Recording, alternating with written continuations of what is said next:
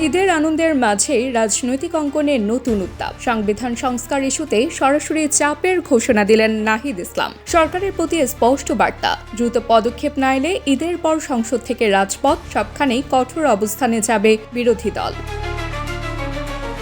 শনিবার সকালে রাজধানীর বেড়াইত এলাকার পূর্বপাড়া জামে মসজিদে ঈদ উল ফিতরের নামাজ শেষে গণমাধ্যমের মুখোমুখি হয়ে নাহিদ ইসলাম বলেন, সংবিধান সংস্কার পরিষদ গঠনের প্রতিশ্রুতি বাস্তবায়নে দেরি হওয়ায় জনমনে হতাশা তৈরি হয়েছে। ন্যাশনাল পার্লামেন্ট অফ বাংলাদেশের নতুন অধ্যায় শুরু হলেও গুরুত্বপূর্ণ এই উদ্যোগ এখনও দৃশ্যমান না হওয়ায় প্রশ্ন উঠছে।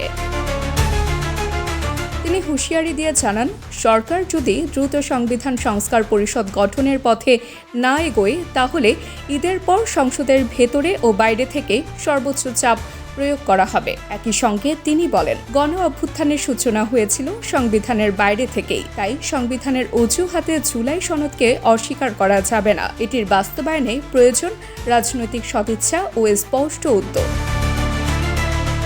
তবে সরকারের কাজ পুরোপুরি অস্বীকার করেননি নাহিদ ইসলাম। তিনি বলেন, একটি সরকারের কার্যক্রম মূল্যায়নের জন্য সময় প্রয়োজন, 1 মাস যথেষ্ট নয়। এর মধ্যেই ফ্যামিলি কার্ড বিতরণ সহ কিছু উদ্যোগ দ্রুত বাস্তবায়ন হয়েছে বলেও উল্লেখ করেন তিনি। কিন্তু মূল প্রতিশ্রুতি বাস্তবায়ন না হলে রাজনৈতিক চাপ আরও বাড়বে, এমন ইঙ্গিতেই শেষ হয় তার বক্তব্য।